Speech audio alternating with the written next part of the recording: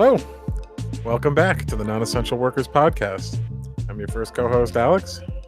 I'm Aiden. And I'm Jason. And this week we're going to kick it over to Aiden to start off the news section. So I kind of feel like I often, I've only hosted a few times so far in this responsibility, but I feel like I kind of haven't offered that many just openly comedic or out there headlines, and so before things inevitably go downhill with immiserating headlines, let's start with something that's just kind of absurd, which is Ford builds very gay Ranger Raptor in response to homophobic comment. Oh man! From Motor This One. reminds me. This reminds me of the There's like a very recent news story where they were marketing like gay furniture. There was something like I don't know if it was IKEA, but it was some furniture brand was like, this is the trans sofa, this is the bi-curious love seat, and it's like, it's so. I mean, I'm not LGBT. I'm cisgender, but I can't imagine how it would feel to be this patronized too. Like, who the fuck? Once again, a Ford Raptor is like $100,000 pickup truck designed to go fast over the fucking desert. No one needs this. This isn't like a let's hear the voices of the marginalized. They couldn't be more incongruous concepts.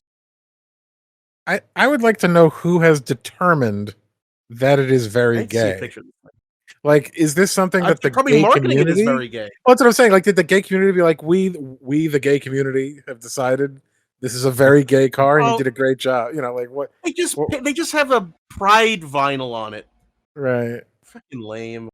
I would also like to point out that the implication of this title is that if you want to get something for gay people, then you have to have some asshole shout a homophobic slur so that a company feels coerced into doing something for gay people. It has to be reactive. Yeah. Right. Like, it's like we weren't going to get that super expensive, super gay truck unless someone shouted, a slur on air before anyone could edit it.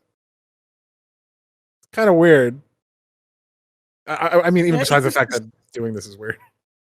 It's this disgusting, like, the only way to create social change is to bully corporations into giving you, like, red meat. Right. Like, this is not how social change is done.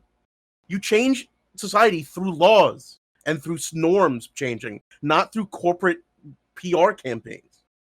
No one's buying this fucking gay truck. Do you think it's funny? I mean, it's they say that it's not a pejorative.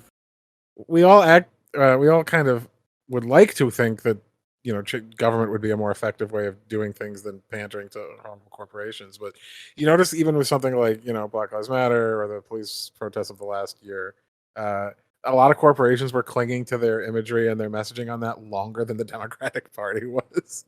Like the actual politicians who at least sometimes pretend to give a shit about that stuff, and the party that's at least closer to giving a shit, were even quicker to turn tail from any kind of positive message. But that's exactly because of what I'm saying. That's because the government, which actually has power, was like, all right, we're shutting this down.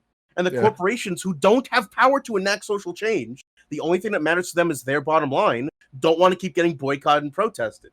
It's not out of them trying to change society and help people. It's them trying to make their profit margins better. So, like, I don't know. This is disgusting on every level. I know you thought it was going to be funny, Aiden, but I'm immediately taking it down the... The rage has taken over instantly. Fuck this story. Fuck Ford. Well. Nazi fucking supporting psychopaths. Yeah. Fuck the Raptor. The TRX is way better. I think if they really want to prove something, they should have had like a very gay commercial for it where they're like, build Ford tough. And they start they start using their slogans, and they do it with like a lot of, Homer Simpson enters the factory. They do the thing where like Homer Simpson enters the factory and they're all like miners who are super jacked, but they're also gay for each other. Yeah. They need to lean into it. Like, they need to prove they're real. Oh my God. Because otherwise it's just surface. Have a commercial with a bunch of guys like grinding on each other over this car. I'm sure that's in the works any day now. What have you posted? Is this it? No, it looks like this. So Because there's a lot of problems with this, but well, that's why. Yeah, that came up. And I was like, there's a whole lot of problems with that. He has just posted a picture of a police car covered in LGBT. it's an NYPD Ford slogans. Explorer covered in pride shit. Yeah. Oh, Yeah, God. unfortunately, the actual truck just looks like it's going to be used by Evil Knievel or something. Like it doesn't really look. That's what the gay. Ford Raptor is. The Ford Yeah. Raptor is a performance pickup truck. This is designed for like people who own, boat stores in the South and in the middle of the country in Texas. But it just looks like it's wearing Elvis glitter over a rainbow flag. Like it doesn't really look that gay. Yeah. Like that's just kind of associated with the tackiness of like the 50s and nostalgia, to be honest with you. So I obviously we haven't read the article, but I'm curious about the whole homophobic comment thing. Are they saying like their CFO said something homophobic? Oh, good point. Yeah, it could be. Or is this them getting hate like on the internet? Like what was the impetus? What was the catalyst for this PR response for them to fucking paint a raptor? Right. Because despite it being, why do they think this will work? Yeah. I mean, well, work is just, as you say, make some people, in a moment choose their car over other cars because they're like, I remember that they once said something positive and yes, took 30 minutes to pay someone to put a car covering vinyl over a couple of trucks. Man, car companies really are one of the best examples of like modern capitalism being soul crushingly evil. The way in which they cut jobs, the way in which they automate things, the way in which they ship jobs out of America and have totally destroyed them, like the Midwest where all of car production used to be. Like, the car industry is disgusting. Especially Ford, which from its inception is one of the worst car companies. Like, there's so many things wrong. Well, speaking of Ford's inception, I think if there's one positive takeaway from this article, it suggests that a company founded by a guy who was basically a strong supporter of the Nazi Party, and presumably like the elimination or neutering of homosexual people, has in 80 years or whatever become so cowed by the power of the LGBTQ movement and community that they actually are pandering to them over the redneck community that this truck would normally be marketed to.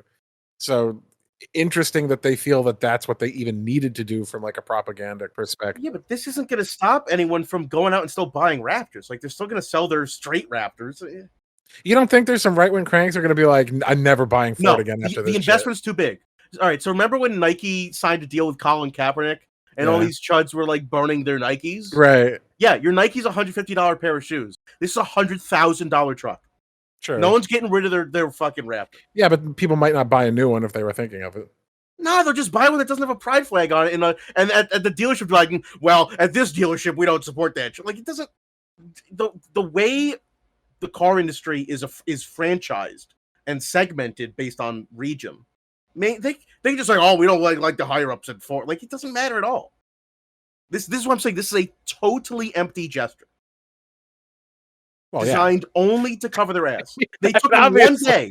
It took them 1 day to put a sparkling paint job and a flat, gay flag vinyl on it. This is not effort. This is not like, oh, we are now mandating, we're now getting rid of asking your sexual orientation on your job application, and we're now promoting, people who've been marginalized before. We're now making our workplace more democratic and taking away powers from managers. Like, this is in no way a social justice platform that Ford has adopted. It's a hollow gesture amongst hollow people. Yeah, I think most people realize that. So it really, I think is a good question. What do they hope this will achieve? I guess probably it didn't take much effort or money, so they don't really care. As I said before, if it just produces a few more sales and like a day of good PR. Here's what it achieved. It achieved a puff piece from the website where you got the article. Yeah. Sometimes that's all they want. It's true. And fuck Ford. Well, empty gestures. Speaking of empty things, brace yourselves because this is going to be three headlines in one package from a singular author. A single person? You may be familiar with him. Noah Feldman from Bloomberg. I happened upon his opinion piece profile page, and it is truly a treasure trove of elite-minded 10 lines take. better than the next. So Oh yeah, my god. I'll read them top to bottom. No, actually bottom to top for chronological purposes. No, top to bottom. Okay, Top all to right. bottom. Think that's better. All right. The first is titled, "Is the Supreme Court ready to overturn Roe? We don't know." FYI, this was published September 2nd. I just had to write an article today. God. I shook my 8 ball. I shook my fortune teller 8 ball, and it said, "Come back later."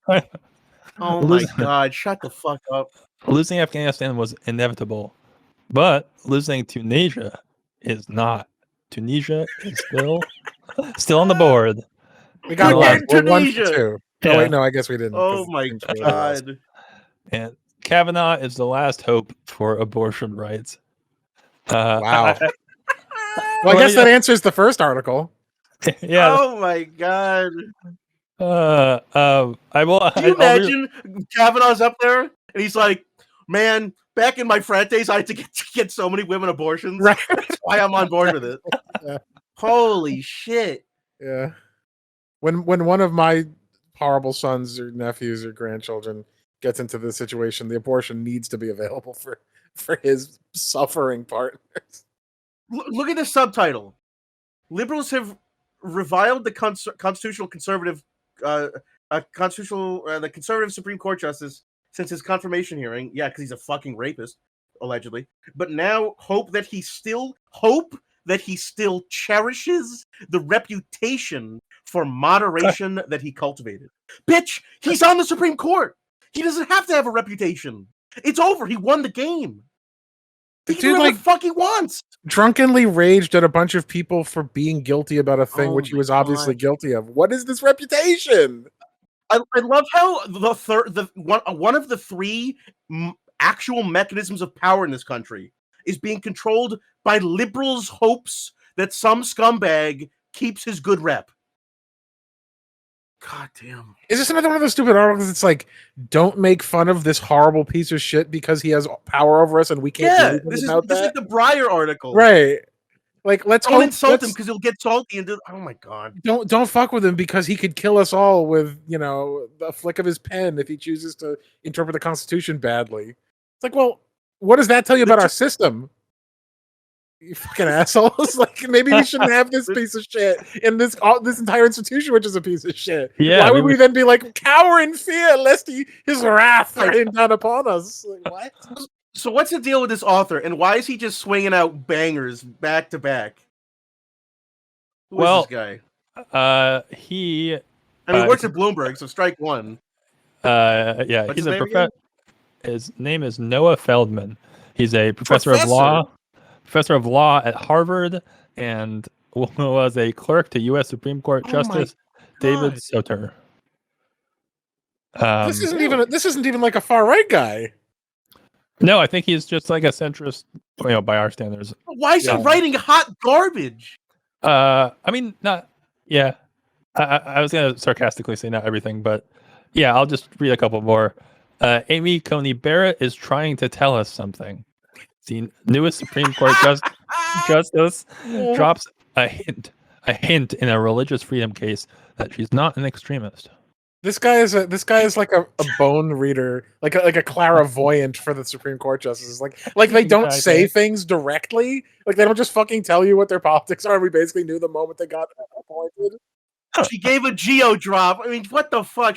She's writing in between the lines. Do we have to solve a fucking danger room to figure out what their politics are? She's telling us to look for the white rabbit and find Trinity. I mean, fuck off. Yeah.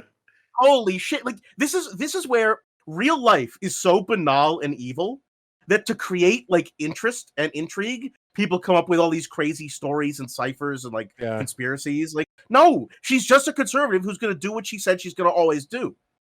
She's not sending a fucking secret message in the numbers, Mason. Like, but now that she's now that she's in a position of incredible power and is totally unaccountable, maybe if we cast the bones correctly, she will bless us with being less evil than we know she is. Yeah, I mean, seriously, this is just voodoo. This is Beltway voodoo. Yeah. And it gives liberals a feeling of power that, like, they still have some sort of normalcy in their system and the system sort of works. And, like, maybe they'll be like one of those conservatives who was appointed in like the 50s who didn't hate black people enough to fight civil rights. Like, why? Man, I'm stuck. I'm Sure. stuck back on the "we don't know" article. Why would you write an article if the answer is I don't know? I don't know. Yeah. Oh God. Yeah. Yeah, I mean, I'm having like heart palpitations this episode. it's obviously a response to the Texas ruling, and him saying like, no, have trust in the court. They might not allow it to be expanded beyond Texas, even though they just allow it to be put into place there. But that wasn't in the absurd. Texas Supreme Court. That was in the actual Supreme Court, where they ruled that Texas can do a 6-week abortion ban. Yeah. Oh, They've explicitly ruled that Texas can override the foundational ruling of Roe v. Wade. It seems pretty obvious they're ready to overturn Roe v. Wade. Doesn't seem controversial. it's funny because in the last like month or two, Biden's had such a quick turnaround because he's had to defend things that have been attacked by the right so hard. Yeah. So like Biden's been a total piece of shit for almost his entire administration so far. And he's like, we're getting out of Afghanistan, Jack. I'm going to fight for abortion rights. Like because he has to, because those are supposedly the Democratic Party platform. And now Joe Biden, of all people, is actually fighting harder for like holding on to the progress we've made, harder than any other previous Democratic president in recent memory. And it's really funny. Well, yeah, because they've managed to do the one thing that would make this work, which is make him feel personally attacked so that he has to defend himself, which is all he's ever cared about. Like, So it's, they fucked up. They shouldn't have made it personal. They should have just been like, this is what Nancy Pelosi and, Chuck Schumer were doing to you, poor Biden. Like they should have done like weaselly shit to try to keep him out of it in the direct way. Joe Biden's just an arrogant piece of shit. Of course he's going to double down and be like, fuck you, Mac. I can do what I want. I'm the president. Biden's most relatable attribute is his tremendous ego. Yeah. That's what makes him American. He thinks of himself as the most important person in his own life. He's the main character. And you don't attack someone's ego who has a giant ego. That's the lesson that no one learned with Trump. Right. Like, yeah, of course he's going to now defend these things and be like, I know the pullout was bad, but we had to do it. Fucking suck my dick. Like, I pulled out of your grandmother last night. Yeah, exactly. Oh, God. I mean, the thing is, everyone in power's brains are broken because when Obama was in power, and he was like, I will negotiate getting rid of Medicaid, and I will negotiate ending Social Security. And Republicans were so racist, they couldn't accept Obama accomplishing anything, even if it was a Republican agenda. And now, they're like, all right, well, let's try with Biden. And they're like, I won't do it. Like, we are so broken. So broken. And it's beautiful poetic irony that Joe Biden is like the final line of defense. He's like the final phalanx against the hordes of conservative orcs trying to destroy the country. He's the king on the chessboard. He's basically useless, but he's the last thing you have. But he's hopping around left and right. Yeah, he's trying so hard. Dodging. Yeah. Holy shit. Why don't you read this last article you posted in? Because that's also very funny. Sure. So one more from Noah Feldman. I thought this was just perfect because it really encapsulates the personality of this kind of op-ed writer. My daddy. I should have listened to my dad about Afghanistan. Yeah. Oh my God. Old Pops had all the answers. Mm-hmm. Once again, he could read the bones even better than I can. He knew it was coming. A storm was a brewing. 20 years of a pointless war wasn't going to turn out as well as I thought it would. Man. And that basically implies this guy was pro-Afghanistan because now he's anti-Afghanistan when he writes his article, Losing Afghanistan was inevitable, which makes this even funnier. That he was a pro-Afghanistan war guy who's now posing as like a liberal reformer. Anyway. Oh my God. I'm reading this guy's Wikipedia and it's the most pretentious shit I've ever read. I feel like we beat up on this guy enough though. Like we don't know who the fuck this is. Like, oh my God. It's probably not worth deep diving. Yeah, but remember when you like dicked on Chris Dodd harder than anyone's ever shit on a guy? That was Chris Shays, not Chris Dodd. But not Chris Dodd, sorry, Chris Shays, But the point is, like, public intellectuals only deserve to be called public intellectuals if they can handle people on the internet destroying them with facts and logic. This guy can't handle it. He's writing the silliest articles I've seen in like a week. Yeah. Which is saying something. Yeah, they're pretty fucking bad. Oh, he hosts his own podcast. Maybe we'll go on it. Mm-hmm. Yeah, I'm sure he'll invite us. Losers. I should have listened to my dad about left-wing people making fun of me on the internet. Yeah. His dad joins in. Right. It's like his dad also listens to Chapo. I mean, His dad drives in a huge gay truck to defend him. His next comes op-ed flying in the Raptor. Yeah. is about how this. He seems like the kind of person who could listen to this podcast, and his next op-ed would be like, "How a small podcast turned me into a Nazi for life" or something. We pushed him all the way, but we pushed him all the way to the other side. Yeah. Yeah. How a group of 3 losers on the internet turned me into a reactionary. The Yeah. I intolerant listen to left. Mumford and Sons, and now I read Andy Nago, Jordan Peterson, and I'm a fascist. Yeah. God. All right. Not a ton of COVID news from me this week, but there Oh, are. of course, he's had Malcolm Gladwell on his podcast. Makes so- sense. Go ahead, Aiden. No, it's fine. Really fleshing out the backstory for this guy. Oh, man, From I The gotta Guardian. bookmark this page. The Guardian says, COVID. Arkansas jail dosing inmates with ivermectin in Oh spite of my FDA God. warnings. Oh my God. Just fucking give a lethal injection already. I just Oh want my to Jesus. just for frame of reference, we have been neglecting to even vaccinate the prisoners in most states as it is, or the really humane thing, which is to just fucking release them if they're nonviolent offenders so that they don't die of the obvious problems of being in a confined jail during a pandemic. Mm-hmm. The fact that they would now waste the money and time to give them a fake cure, which is known to be bullshit and known to be harmful, is a level of psychotic that, like, this is actually, remember when we were talking about the guy who was like, you can't wear a mask in Arkansas and it didn't turn out to be true? This is that. This is an anti-public health policy. It's actively against their well-being for no reason. Is this some part of some dark ritual to summon Cthulhu? Like this, they're just like sacrificing their prisoners. This is stuff you do at the beginning On of a the video altar game of to know COVID. they're evil. Like, this is their kick the dog, so you know that when someone like goes through and is like wiping Oh them my out as the God. protagonist, they're correct to do so. Exactly. Yeah. This is just depraved shit. Just let's we have all these inmates here. Why don't we just test how effective ivermectin is? Is it really, bust people's guts I mean, open the or other not? problem is that ivermectin is hard to get. So how was jail like getting this in bulk from some supplier? Like, just get the vaccine. It's easier. Well, It's also free. I mean, we've also seen like thousands of conservatives shitting their intestines out their ass because it is way too strong in the doses that are applied to horses and cows, and basically just shredding them from the inside out in a potentially fatal way. And everyone is aware of this. To be fair, ivermectin has not always been for animals exclusively. Like, humans have used it before, but Yes, but in a dose that's like 100th that dose, I and know. they're not doing it correctly, and it's not even for that's this. just because they're dumb, Alec. But that's because they're dumb. We know that everyone's dumb. It's gonna be what it is. Joe Rogan fucking got COVID. He's taking ivermectin. Like, yeah, we get it. People That's are dumb. a whole other. I don't want to get into it right now. Going there, Right. there with that. On some insane like James Bond regiment to survive it. It's Well, this is fucked. I mean, I have to assume Arkansas's got really bad jail numbers anyway, like a very high prison population, arcane, draconian drug laws. I'm sure a horrible disproportionate number of the people in Arkansas jail are black or non-white. This is just, thumbs down all around. I mean, this would be Arkansas.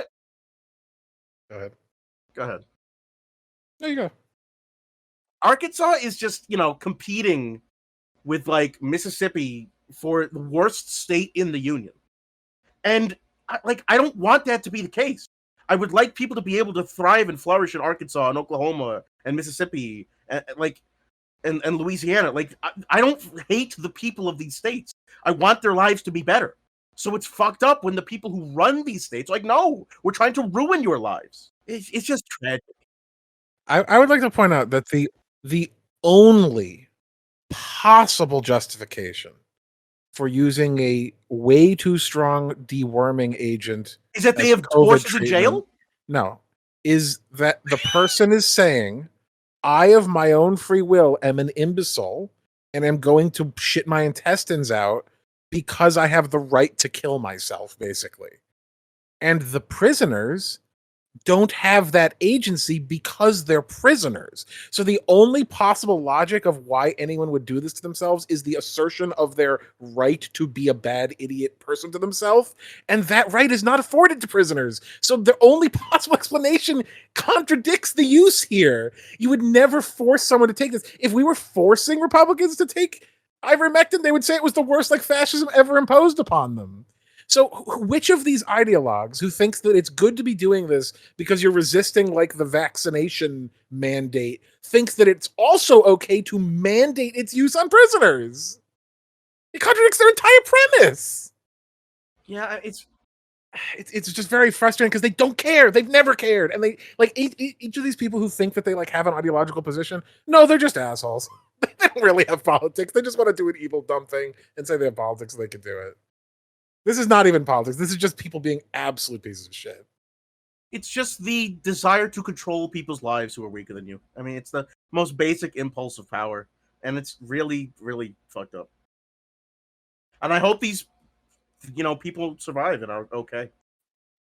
I mean, I don't really know what the numbers are in terms of people in jail and prison getting COVID, because you'd think, just logically, that they're pretty isolated.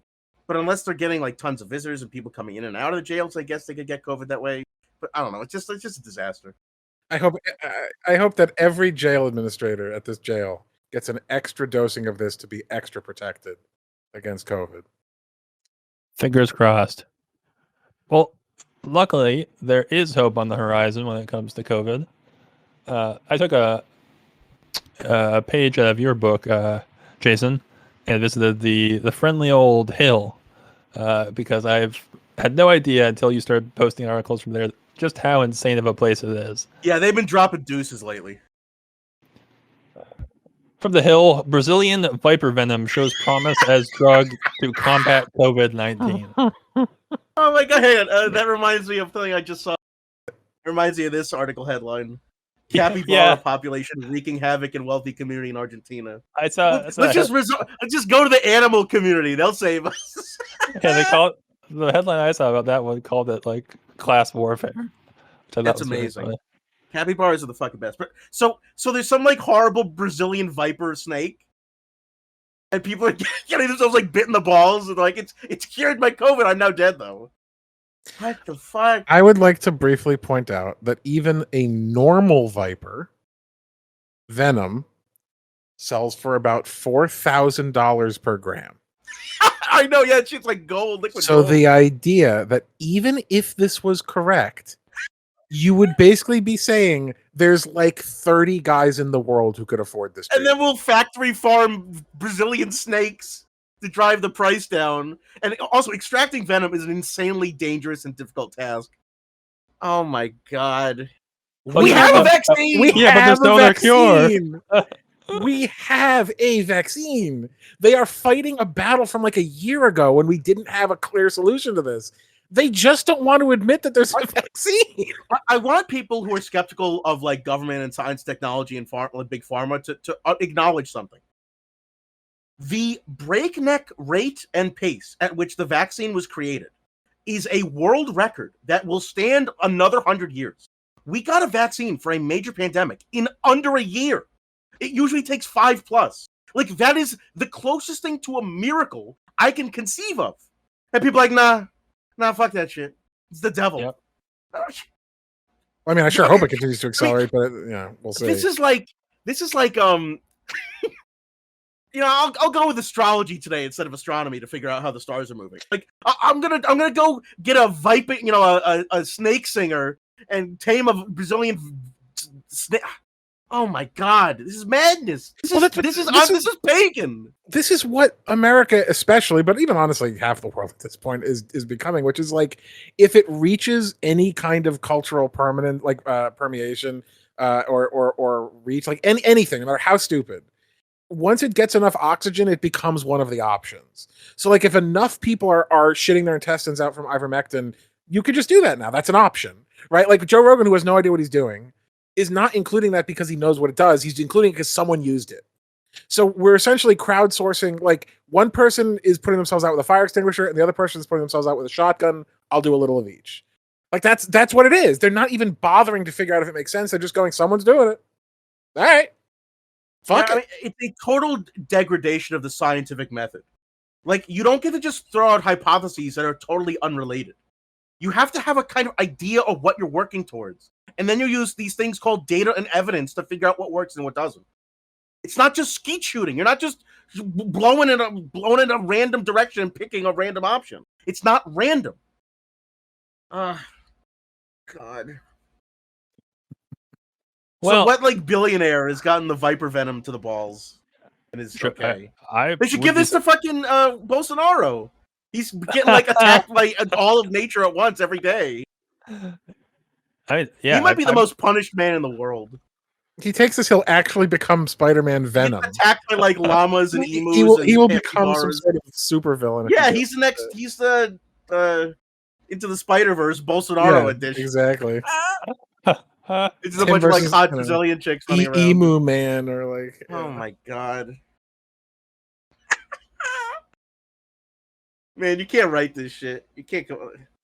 So, reality's stranger than fiction. Yeah.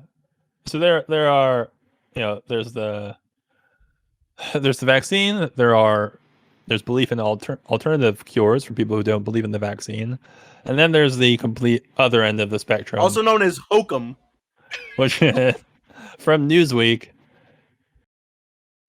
Tate Reeves says Mississippians less scared of COVID because they believe in eternal life. Mm-hmm. Who's Tate Reeves? He is the governor of Mississippi. God damn it. Well, thanks for telling us. I did mention Mississippi when I was talking about Arkansas, right? Like the states racing to the bottom. Uh-huh. We all know it. We all know which ones it's going to be. But I mean, let's briefly discuss the premise of this article. Is he trying to convince us? Is he trying to convince himself? Is he trying to convince Mississippians? Because this article doesn't tell us anything important. Like, he's not saying like new survey shows that Mississippians have. It's Family Feud survey says right, which state is least afraid of COVID. Well, I'm just saying he's just like asserting this, and he's asserting it in a way that presumably covers for his horrific, performance as governor to control the virus. He probably bought some, poll firm to do a poll which asked a loaded question like, "Are you a pussy ass bitch who's afraid of COVID, or do you believe in the eternal big nods of Jesus?" Like, yeah, it's just them saying they're very religious. Like, I get it. But this is his attempt to be like, we're strong, we're awesome, Mississippi's cool. Isn't our state amazing? Well, like everyone's melting. Isn't this kind of a good reason to say religion is damaging public policy? Like if what he's basically saying is people who are sufficiently religious are not protecting the lives of themselves, their fellow citizens, their children, and etc. because of their religiosity, that's a pretty good reason not to be religious. Or at the very least, not to make public policy decisions based on someone's faith. Because that's going to kill many people. We have created a state of being in which we live in a death cult, just like the early Christians believed, where the earthly possessions don't matter, states don't matter, governing doesn't matter, leadership doesn't matter, collective action doesn't matter, because this is just temporary. This is just a journey to the end destination. I mean, I can't think of anything less humanitarian than, fuck it, I don't care if I kill other people. I'm going to live forever. It is so fucked. And it's why we can't separate discussions about religion from discussions about politics. And people who try are being disingenuous to themselves. Religion is the antithesis to collective action and human flourishing. It tells people they will live forever in the face of immediate and obvious death. I like to point out that you could replace COVID in this sentence with any horror. Anything. Like, we are less afraid of murder because we live forever anyway. We are less afraid of, cannibal holocaust. Like we are less afraid of abortion because the babies live forever anyway. Like you could justify any horrific public policy that costs life with the line, "We believe in eternal life, so nothing matters." Yeah, but who wants to be a fetus in heaven? It's a super optimistic version of nihilism. Oh, fetus in heaven. That's that a great title. Doesn't make any fucking sense. They basically should all just kill themselves immediately if that's what they're saying. That's what early Christians did. Yeah, they all stabbed themselves in the heart with like a copus or a Chris or some like sacrificial knife. Because it's just Jonestown logic. Oh my god! There's nothing to be afraid of. We live forever. I mean, that doesn't make any sense, and they know it doesn't make any sense. They're just virtue signaling how Christian they are in the face of their idiocy. It's really fucked because, like, how can I defend these people who don't want to defend their own life? How Well, can to I be fair, stand up for these people who are like, "Oh fuck it, I'll die, I don't care." Well, this is some asshole governor. Like, I don't think that this is. He didn't show the data. I know he didn't show his work. Yeah. Turns out my constituents he want to be dead. He could just be totally full of shit. My constituents love dying. Fuck them. Oh my god. I mean, that's what this reads as. I mean, ivermectin does make you look like what happened with Charlie shooting the vomit. Yeah, exactly. It's just the other end. Oh my god. All right, well, I'm thoroughly sad for the South. Yeah, who isn't? I guess not Mississippians. We dealt with Canada. We've dealt with the South. What's next? Where's next? Where are we going next on the map? Let's spin the globe and pick a spot. We're going to the currently submerged city of New York, to the Great Lady. For my final COVID piece, it's back to the isolation bubble for workers pining for the office. Subtitle: As coronavirus cases rise and companies keep workplaces closed, frustrated employees can't wait to return to their cubicles. Yeah, this is just so blatantly trying to manufacture contempt. You know what this makes me think of? If even the Arkansas prison's like, please put me in solitary. Right. It's so much safer. I can't wait to be a slave again. It's way better than being with my kids. Arkansas jail inmates can't wait to shit their intestines out for ivermectin because they're gonna live forever. Yeah. Oh God. Who wrote this? Like a bank? I mean, who wrote this article? Yeah, it's one of those articles that the Chamber of Commerce. Yeah. Gave an op-ed. Well, I mean, cubicles have a lot of amenities, like you got your computer there, you got, from like the 90s. Right, I was gonna say, what happened to 90s culture, man? Everyone hates cubicles. Yeah, you've got your fax machine that never works. There's the water cooler that you can't use now because of COVID. There's the annoying coworkers who can harass your coworkers. Yeah, everyone can kind of creep on you by just kind of leaning over the top of those stupid dividers that aren't high enough. It's basically like you're constantly shitting in a terrible American bathroom with no privacy, but it's all day and it's also your job. See, it's not great. True joy. I'm curious about this subtitle. Yeah. Because at this point, many workers in America are not even full employees. They're all like at-will contractors. And many jobs today require people to stand on their feet, like every Amazon worker. They're not sitting in a fucking cubicle. Mm-hmm. So this is already giving me whiffs of what's the PMC? Why is my brain not working? The managerial class, professional managerial class. Like, people who have cubicles in the first place are already well-to-do-ish.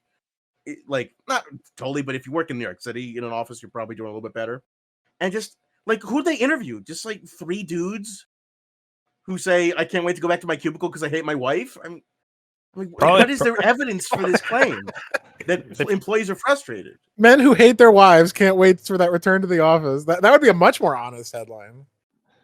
Yeah, they probably just jogged over to another part of Lower Manhattan after, getting the info they need for that article where they said that we need to go back to work because the local bagel place is suffering. Where was the story run, by the way? The New York Times. Okay, exactly. This makes me think that this is not about companies other than the New York Times. Right. This makes me think it's like an internal story. New York Times employees are frustrated they can't go back to their cubicles. Our employees love working in the building. It's an inside job. This is an inside article. I like that it's frustrated employees as though the thing that they want is to return to work at the peril of their own life and not just to have the money they need to survive. Like, as if any of these people would work at all if we were not compelled to by the coercive power of capital. It'll be really funny if they're like, I spoke to an employee, a Tommy Friedman, right, who said, I mean, goddamn. I'm just so frustrated that I can't work for a small portion of my value. In this disgusting city. Yeah. That is underwater. Yeah. Well, while we're on the topic of sympathetic plights, from CBS, landlord faces homelessness as tenants fall behind on rent during eviction ban. For fuck's sake. There was a big thing in our local news about this too, where someone's like, we have to stand up for the small landlords who are retired and this is their only income, and they'll get evicted if they can't rent seek. Well, how's he getting evicted if there's a moratorium on evictions? No, because the moratorium's ending. So it's all the small time landlords, all the little business landlords, small business landlords are going to get kicked out by their big landlord because they can't landlord good enough. Either he's not forced to keep the tenants in so he can go back to charging rent and he can afford to survive in his home, or there's a moratorium going which prevents that, so he can't get evicted. It has to be one or the other. Right, you're actually right. Both be true. It doesn't make any sense. Yeah, that's exactly what I thought. Now, if instead of homelessness, it said like bankruptcy, right? Okay, a little more reasonable. He cannot be evicted if they can't be evicted. So what the fuck are they talking about? This is a laughable. This is a laughable like catch-22 in its own presentation. I'm not sure if this is galaxy brained or stupid. Can you be your own landlord? Can you rent to yourself so that you can't get kicked out of your home because you it's called home ownership. Yeah, but I mean, yeah, but I'm trying to work the system, Alex. Can landlords work the system and rent to themselves and have a moratorium on evicting themselves? That would be awesome. What's the point of that, though? They already own the building that they're in. So if you own your building, or you own the room you're in, or you own your apartment or your house, whatever the fuck, and the bank doesn't own it, or someone else doesn't own it, then yeah, it's your thing. The only thing that kick you out is not paying the bills. Turns out it was not galaxy brained. All right. No, it's a completely insane thing. It's funny. But I do enjoy, even besides the fact that it's completely insane, I do enjoy that once again, they've managed to talk about homelessness as a sad thing. So they've at least acknowledged the ethical problem of homelessness, but they can only do it by talking about a capitalist. Only for the right might people. Be homeless. We only have to worry about homelessness for the correct people who deserve to not be homeless. The people who pay rent to landlords deserve to be homeless, according to CBS. Yeah. A rich guy might be homeless. That's how you know it's really bad. Exactly. That's when the system's falling apart. Holy shit. Know, the beauty of the Great Depression, and I probably shouldn't isolate that phrase, but the beauty of the Great Depression is that there were very few rich people after, because basically all the stocks disappeared. So all the people who had their wealth in those stocks were now poor. And so there was this nice collective acknowledgement that, like, okay, everyone is currently needy. Everyone's poor. Everyone's starting fresh. That's why we have a government works program, and that's why we have all these projects that FDR put in the past. But nowadays, there are some that are so rich they can never be poor, and there are some that are so poor they can never be rich. So we've created a caste system that can never be fully reset without actual redistribution and like coercion. And so we now just care only about the haves. The have-nots deserve to be have-nots and die and get ivermectin in prison. But the haves have to remain haves. The people who are wealthy deserve to remain wealthy, and they're the only people who we should be concerned with. God damn. I skimmed the article while you were talking, Trace, and she owns 3 properties. So even if things were bad for her, it looks like bad for her is that she has $23,000 in unpaid rent. If that's so critical, could she just sell one of those properties and have a huge margin?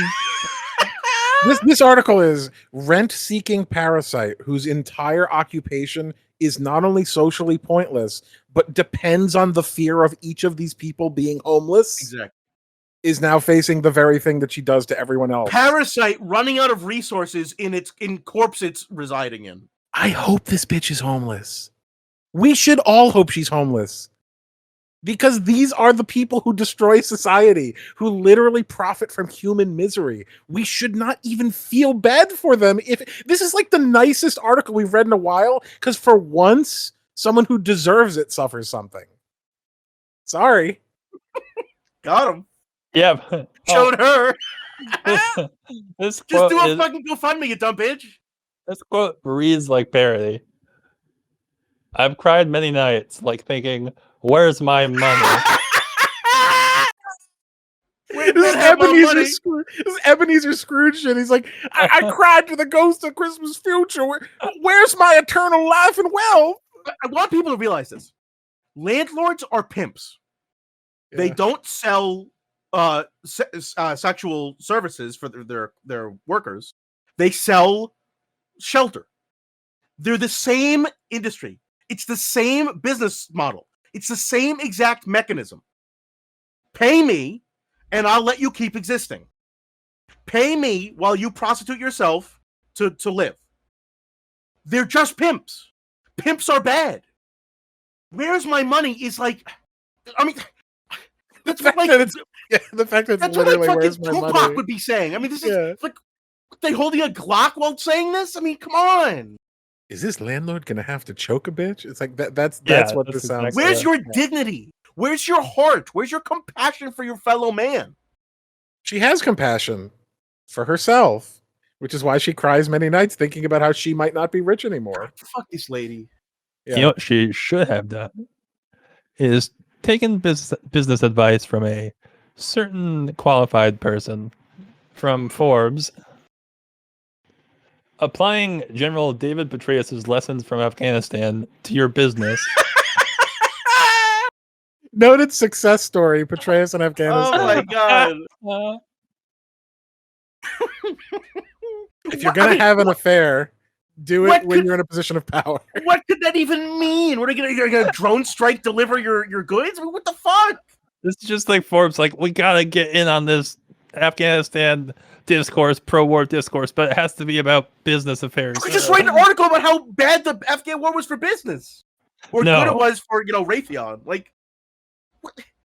Petraeus? We were supposed to trust him in the first place. What the fuck? Petraeus, one of the most useless, shamed, bad generals we've had in a long time.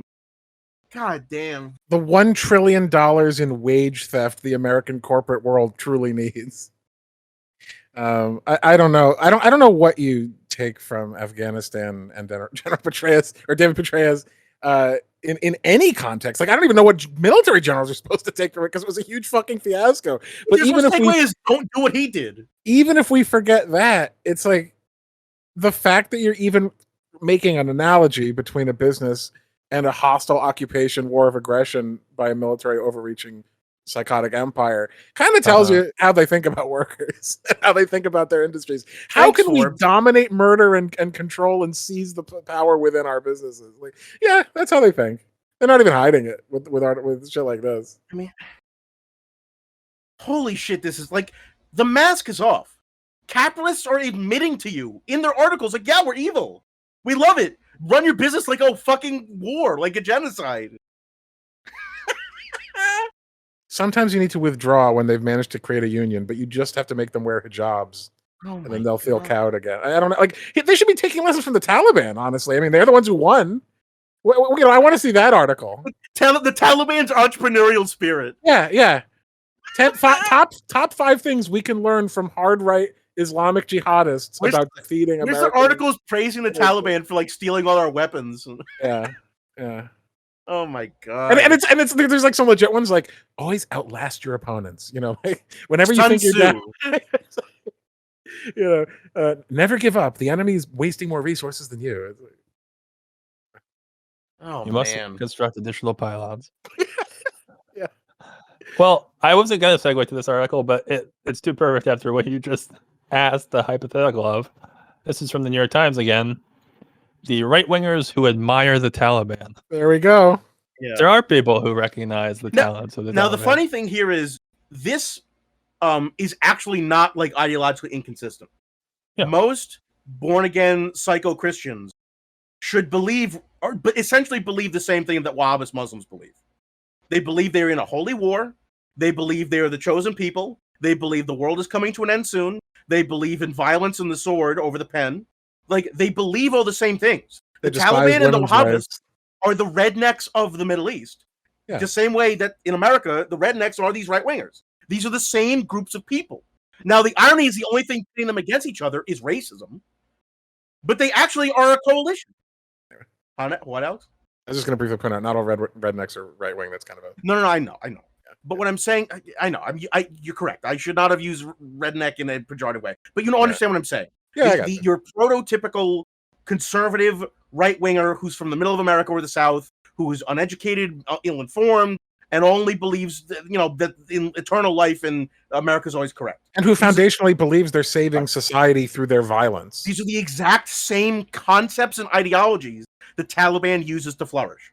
Yeah. They're the same thing, which is what, people are confused. We're like, what's a domestic terrorist? It's like, you do the same thing that foreign terrorists do. If anything, the Taliban are slightly more sympathetic because they're also based on like complicated ethnic and tribal conflicts that have to do with loyalty to one's clan and family. Like this is kind of Hatfield and McCoy stuff kind of stuck in there too. So it's actually a little more nuanced. I mean, the purest, like, far right Islamic jihadists are more like ISIS or something who their primary identity is that. Whereas the Taliban's actually their primary identity is usually ethnic. So it's really fucking messy. I know. But It's obviously been muddled. It's obviously been muddled because of the Taliban, Al Qaeda, ISIS, the Somalian. Like, there's many different Muslim terrorist sects and Arab sects. Obviously, they're not terrorists because they're Muslim, but they're terrorists who happen to be Muslim. Right. But my point is, like, yes, this isn't surprising to me. The only thing that's surprising is that someone wrote an article about it, because this has been true for not just 20 years, this has been true for like 70 years. Since basically the advent of both of these groups as blocks. And it's not just right wingers, because I mean, who helped set up the House of Saud? Fucking FDR. Like even the center to center. Yeah, well, left, can't get them all right. I guess what I'm saying is even center to center left people in the West often think that allying with what are essentially totalitarian or dictatorial states or religious fundamentalists preaching a radical version of the religion that's much more toxic to their population. Like, yeah, I mean, they sometimes seem like convenient people to make alliances with. They sometimes seem like people with some overlapping ideologies with our own. They sometimes seem like people who are far enough away in the world that whatever arrangements we make won't come back to bite us in the ass. Oops, But yeah, it shouldn't be at all surprising. The only thing that's surprising is that they can get over their nationalist chauvinism of saying we have the same basic ideology just on opposite sides to recognize that it's basically the same. Yeah, I mean, it's very reminiscent of like all during Trump's administration, where people like, we need to have a leader like Putin. We have to have a leader like Netanyahu. Like, there's all this we need a leader like Kim Jong-un. Like, we have all this right-wing love for like despots across the world. Yet they hate Castro. But like, I don't know, it's this weird. They claim to be patriots, yet they hate everything that is America. They hate corporate America. They hate left-wing America. They hate middle America. Like, they hate the average American. The only thing to identify with is right-wing psycho, like, religious fanaticism. And sorry to break their bubble, but that's what the Taliban is. That's what all the people they think are terrorists are. Right-wing religious fanatics. They're just no true Scotsmen, right? Like, the only version of America that they think is legitimate is the tiny niche that represents themselves, which is like, I don't know, 20 to 25% of the country, to be generous. Yeah. But to them, that's the only part of America that's worth anything, and therefore it's true America, and everything else is somehow the cancer destroying America, even though that's the majority of America. Yeah. So, yeah, I mean, it's the same crazy premise as like, this strange ethno-religious extremist cult needs to control the entire territory of Afghanistan because it's like their divine mission to protect their destiny. And it's like, I mean, you don't, though. You really don't. You could just rule yourselves in your own little area, but no, I mean, they can't even just do like what the Kurds do and try to carve out an area that actually is their population. No, fuck that. Conquest power. It'll corrupt any of it. What do you think about the article, Aiden? Yeah, I think it is like it's amusing on the face of it, but it does draw a pretty obvious parallel that you've already well explored. I mean, there was a time when conservatives dabbled with trying to secure like a solid Muslim voting bloc in America because they recognized that connection between fundamental Islam and the conservative values of evangelicals and fundamentalist Christians. It's the 80s and 90s were wild. I think it would be really funny if Mujahideen fighters started to come over to America to train right-wing militias. Not funny in the outcomes that we would see, but just funny in the parody. But that's actually interesting you bring up, because that brings up the most incongruous thing. Now, they may admire the Taliban for like their moxie and warmongering, but they just can't get over the racism. Because the biggest thing, the biggest anti-immigrant sentiment is every right-winger being like, no, if an immigrant comes to the Middle East, they must be a secret Muslim terrorist. Yeah. And like they have to be able to acknowledge, like, no, these are people fleeing them because they don't want to be killed. Yet the entire immigrant crisis that has existed since like 2015, that's basically bubbled up to the forefront of news in 2015 with basically the collapse of Syria. It's all been anyone who's brown who comes to the Middle East to the West is a secret, Arab or Muslim terrorist spy, and they just can't understand that there are people in the rest of the world there are people in the Middle East who don't identify with the Taliban. The same way there are people in America who don't identify with them. I don't think it's going to happen soon or anymore, but there was a while after 9/11 where I was waiting for like the conservative Texan to be like, "Hey, we hate New York too. Fucking East Coast liberals, like they did us a service." Like I was kind of expecting good thing. Right, what I'm saying, right? I was almost expecting like the culture war, like Bush kind of adjacent, like right-wing fanatics then who were even more evangelically psychotic to come out in favor of 9/11. It was too early, Alex. It was too early. right. It was too powerful. In 2001, no. In 2021, yes. Remember when fucking Pulse nightclub got shot up? Yeah. There were right-wingers who were like, fuck them gay people got murdered. Right, exactly. That's real. That's not us bullshitting. But I would also like to talk about the fact that there's a very specific history and reason why these alliances played out the way they did and not the way we're kind of speculating, which almost entirely has to do with the Cold War. So when we split into these kind of Western Bloc and Eastern Bloc, first world, second world, third world things, I mean, literally referring to the US and its allies, the USSR and its allies, and everyone who's unaligned. Israel started out much more left-wing than it is now, and the Arab states started out also much more left-wing than they are now. But the Arab states were still seemed like fertile ground for the United States to play around in. And Israel at the time was more aligned with the Soviet Union by far than it is today compared to Russia or any other group than us. So at the moment, it seemed like anyone could go for anyone. You could make alliances with either group. You could ally with the far right or the far left. You could, and then pretty soon, as it became very clear that Israel was going to be the biggest issue in the Middle East for the foreseeable future, and the United States eventually kind of became their single largest backer, that hardened Arab and Muslim opposition to the United States more or less across the board for both left and right. Like their right-wing radicals hate us, but their left-wing radicals also hate us. Like you had Palestinian militants training with like the Baader Meinhof group, the Red Army faction, a far left German group, because they both saw themselves as part of a left-wing revolutionary struggle against the United States and against Israel, and against Western capitalist power more generally. And so the Arabs were kind of, and Muslims were sort of shifted what we would consider left, but it was really just meant more sort of Soviet bloc aligned because of the Israeli situation. And what would have been potential like allies, like, okay, why didn't the conservatives ally with the Arabs? Well, because they were fighting over Israel. They would have done it, but there was a very obvious obstacle, which is how do you resolve Israel? And for the last 40, 50 years, once we kind of crushed the power of Arab nationalism, they've been trying to get it back by forcing Israel to make alliances with the most evil right-wing dictatorships in the Middle East, like the Egypt under the now defunct dead dictator, Saudi Arabia, Syria. They basically, we've been trying to, as a national policy, reintegrate Israel with the right-wing dictatorships of the Arab states, and that's one of the main reasons why all these other groups are saying fuck that. We're going to resist even those governments and try to fight it back against that, because they don't want that either. So basically, as long as Israel remains the central issue in the Middle East, the right wing in the Middle East will never really be able to be pro-American, because every part of their politics will never really be able to be pro-American under those conditions. Yeah. And it kind of prevents the obvious synergies that we're talking about here from ever coming to anything.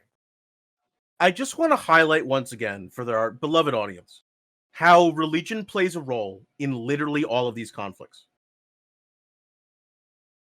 The conservative born-again Protestants in America support Israel because they believe if Israel is unified under Jewish control, this will bring about the apocalypse. The biggest nuclear threat to the world between India and Pakistan exists because of religious differences in an ethnically nearly identical two groups of people. The conflict for oil is rooted in anti-Muslim bigotry, feeling these people do not deserve those resources and that we do. Virtually every major COVID, the reason we are not reaching herd immunity, the reason we're not getting fully vaccinated, the reason variants are spawning is because people are claiming religious exemption and religious reasons for not getting the vaccine. Virtually every single modern conspiracy theory has some sort of Christian basically seedling that created it. Flat Earth is a Christian conspiracy. World, one world, new world order, one world government, and Rothschilds, fucking Illuminati. All that is Christian in its origin. Virtually every single major political issue that we face today, and that we faced over the last 200 fucking years, are religious in origin. And if we could just tackle any of these things, if we could tackle religion, we could tackle any of these things. And yet, it won't ever be touched. Won't be touched. Well, I mean, yeah, it's a big thing to touch. Yeah, that's overcome. That's basically culturally reprogramming. But these religions are all obviously false. So you say? No, I mean, but it should also be mentioned.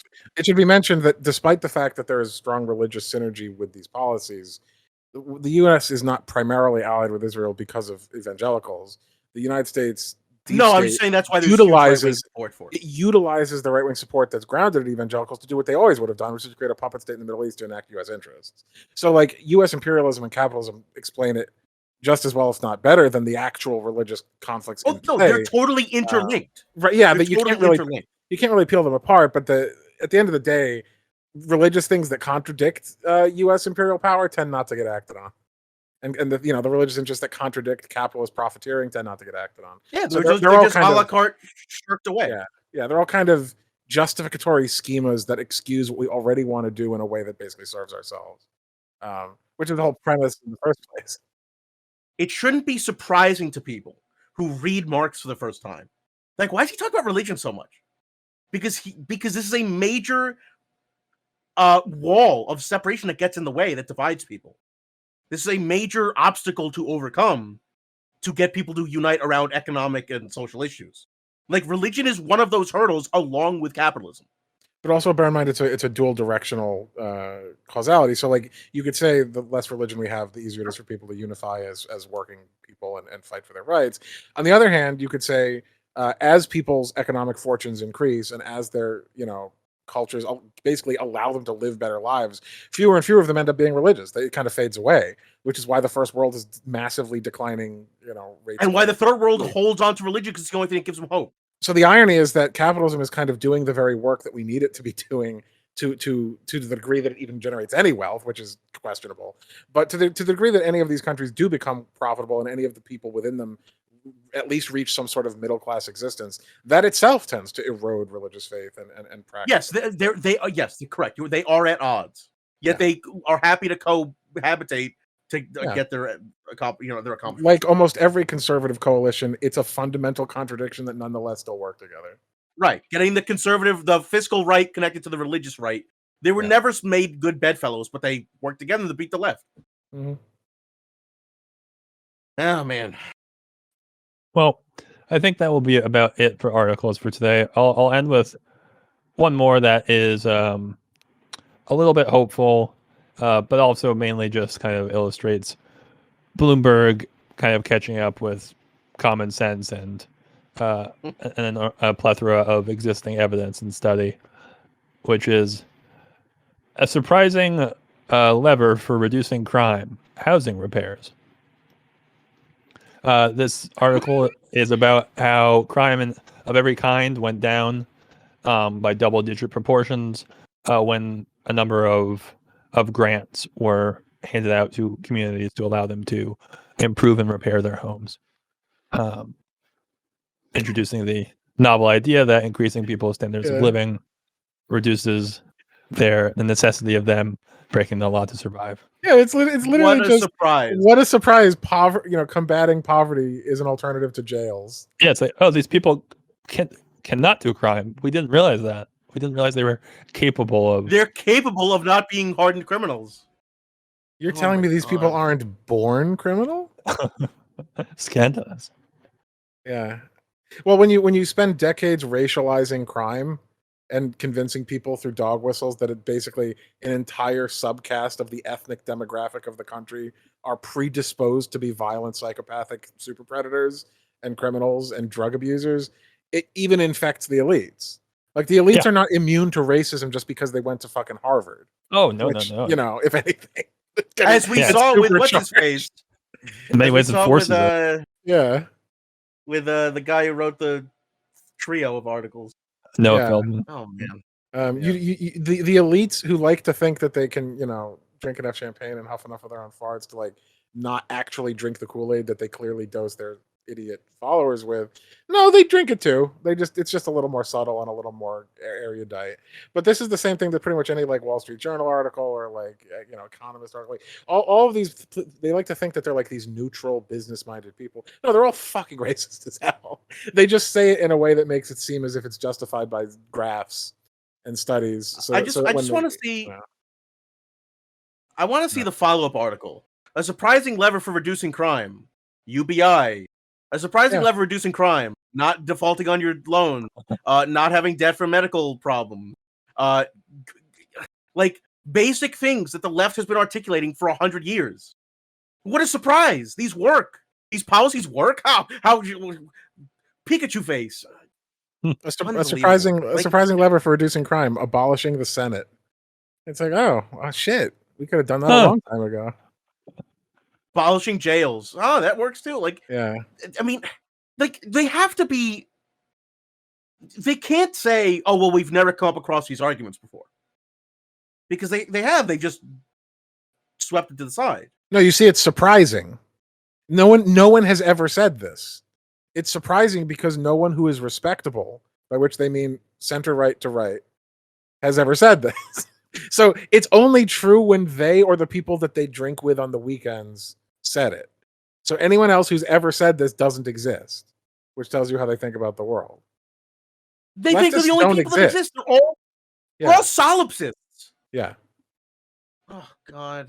Surprisingly, owning the means of production emancipates you from the power of capital. It's like they're reinventing the entirety of the Western philosophical canon as they slowly are forced to by declining circumstances. If they could just keep surprising themselves, they could actually be leftists. Yeah. We thought, therefore we were. Surprise! Marx was right. Yeah. Car moves faster with tires. Right, exactly. Horseless cart replacing older systems in a surprising turn. Population shocked. Yeah. Wow.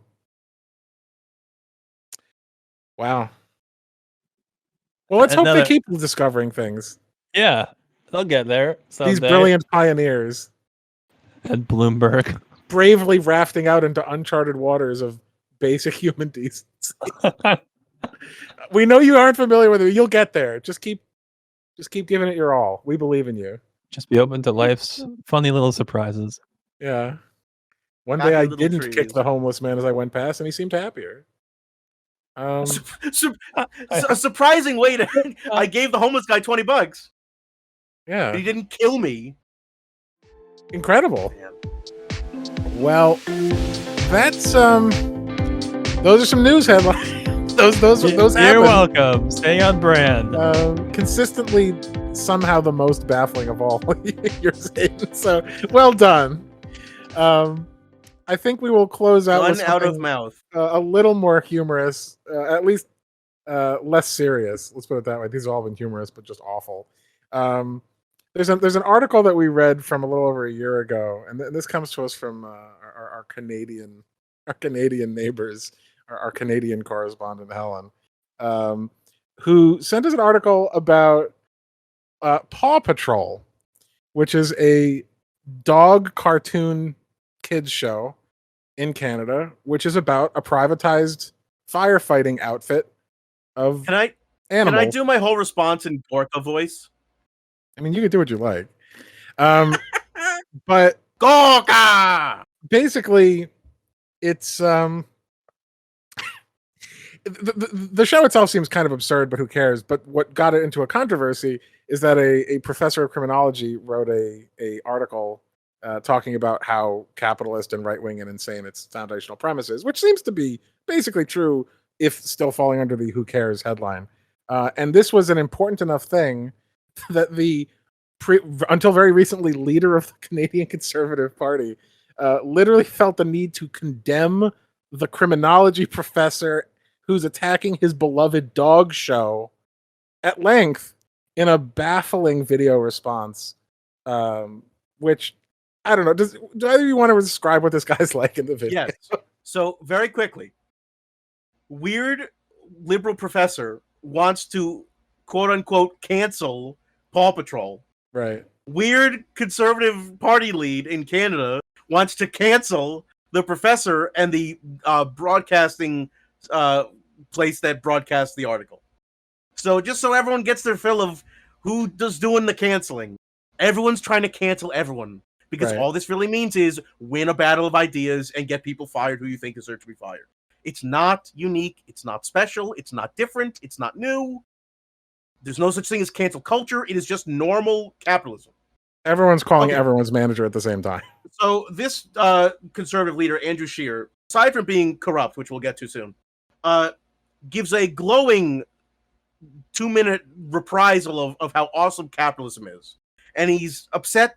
How dare a college professor claim that we shouldn't just love capitalism? It's just amazing, isn't it, folks? We just love taking it up the ass every day from our corporate overlords.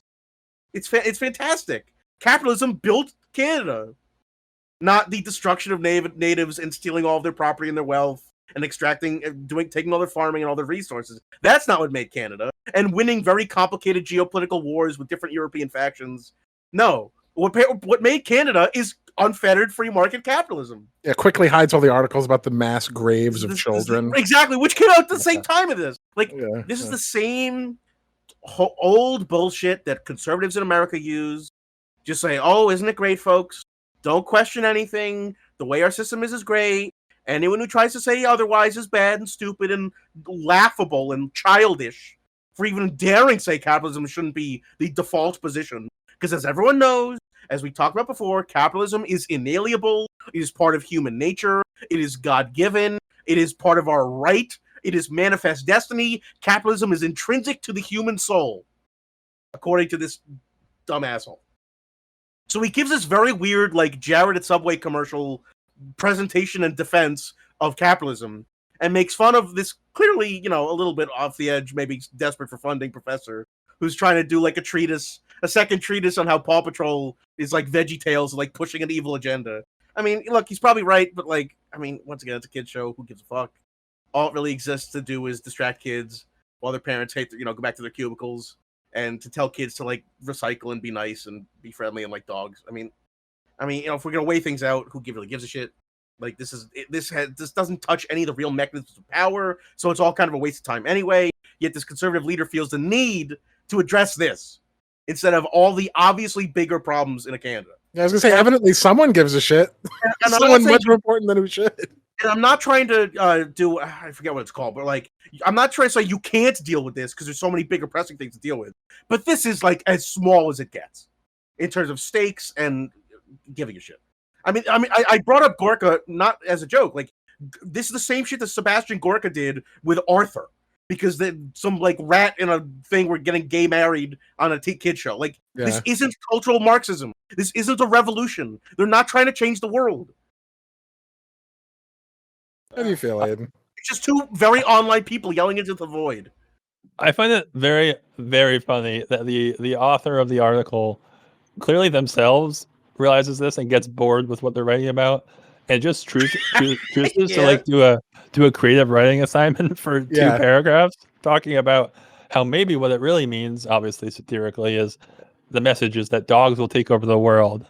And just in the middle of the article, then they go back to finishing the article again, which is, I think, an impressive and commendable move because, yes, this is extremely stupid.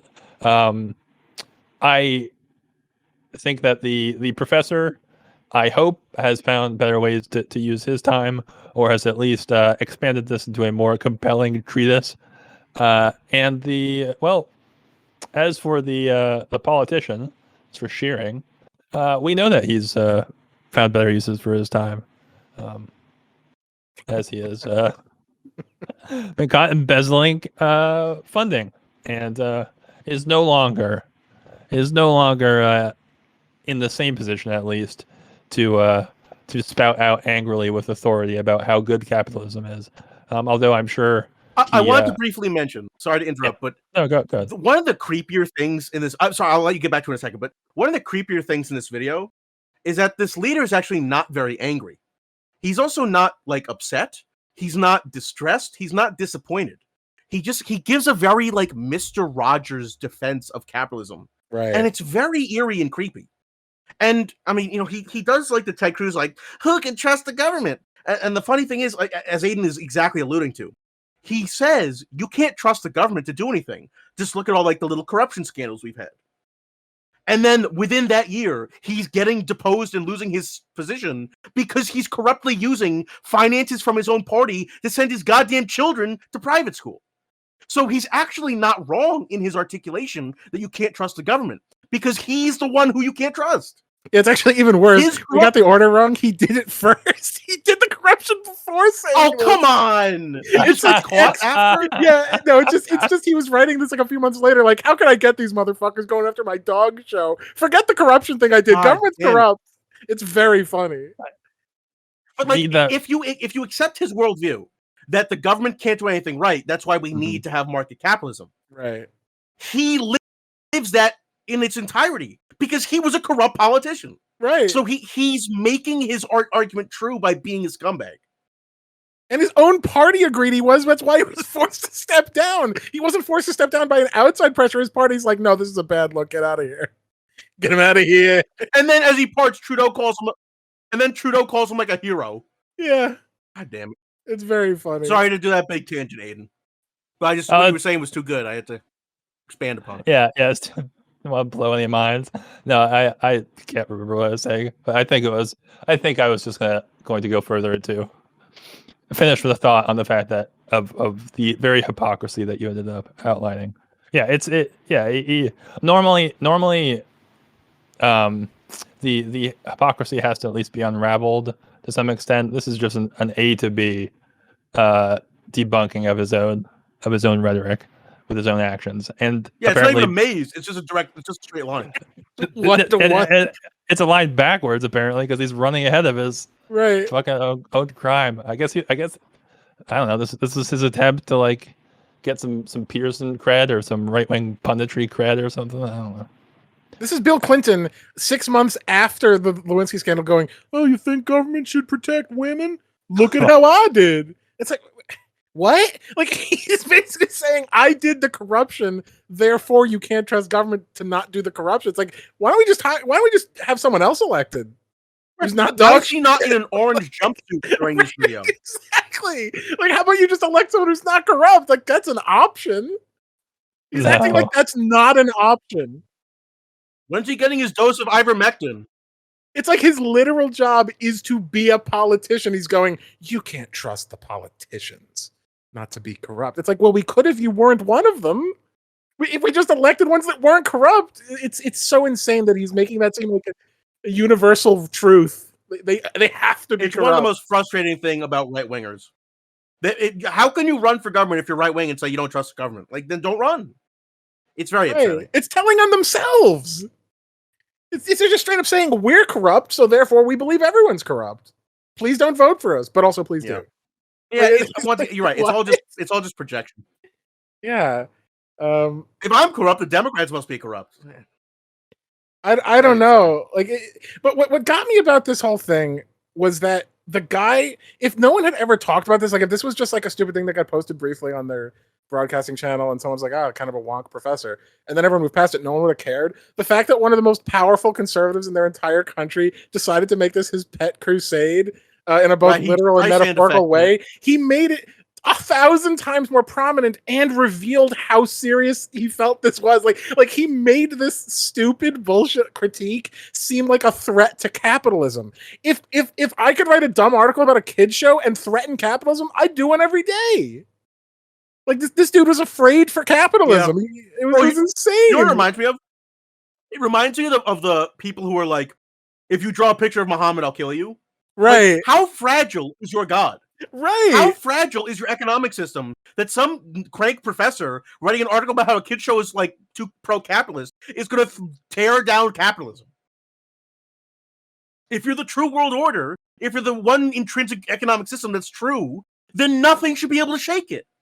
So you should be worried about crank professors writing crank articles. The same way that if you believe Muhammad is God, you shouldn't really be too concerned about people trolling him because he's fucking the master of the universe. We don't need white knights for the predominant power. They're in power for a reason. Right. It's such fragility. It's so pathetic. And in this guy's head, it's just that ever bigger dominoes meme. And the first domino And he's so smarmy in it too. Is a Paw Patrol article, and the last one is armed mob seizing factories for themselves. Yeah, the fucking Red Army marching on. First they came for our dog cartoons, and I said nothing because I was not a dog cartoon. Like that's the level of seriousness he approaches this with. He gives this, like, as you say, Mr. Rogers, like, creepy smiling, like, it clown speech where he just kind of talks to the camera in this, like, make love face about how serious this is and, like, the wonderful nature of capitalism. It's like, it's a dog cartoon.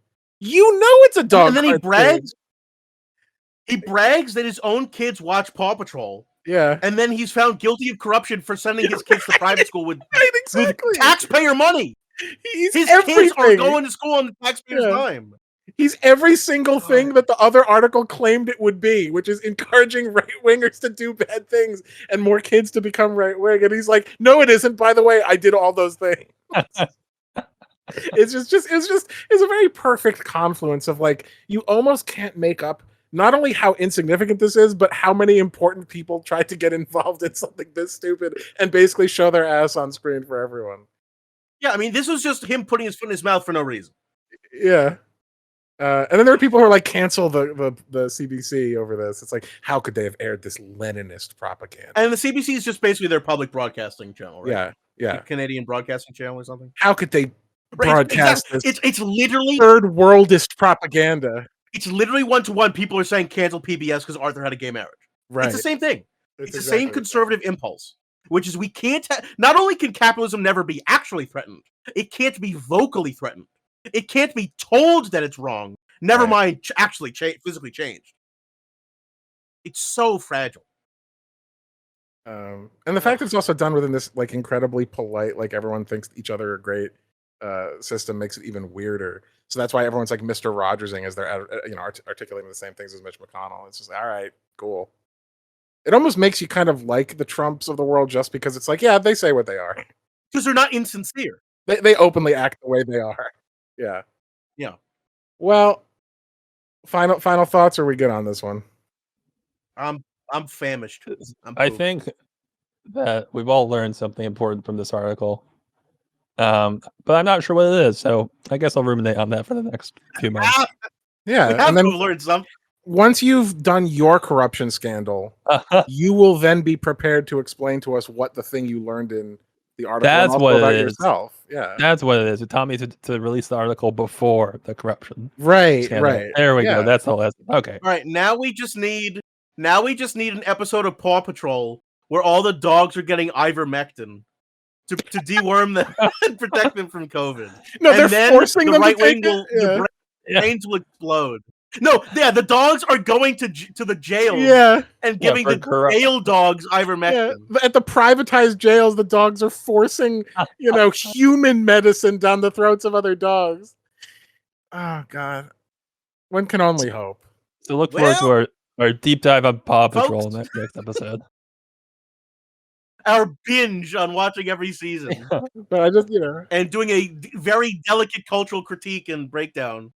Lest your children also become Trotskyists, beware of professors in cartoons. They're everywhere. They're haunting your dreams.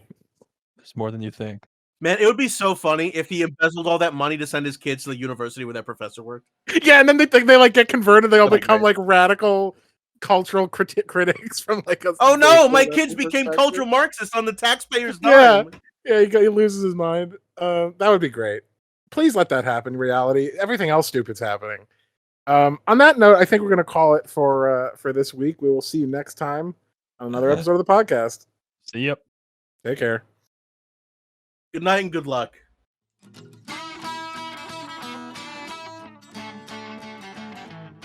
Hey, thanks for listening to the show. If you enjoy what we do here at the Non-Essential Workers Podcast and you want to support us, please check us out at patreon.com/non-essential-workers-podcast or by clicking the link below. For $5, you get access to the Patreon feed and twice as many total episodes. How many more? I'll say it one more time for the back. Twice. Anyways, thanks and see you next time.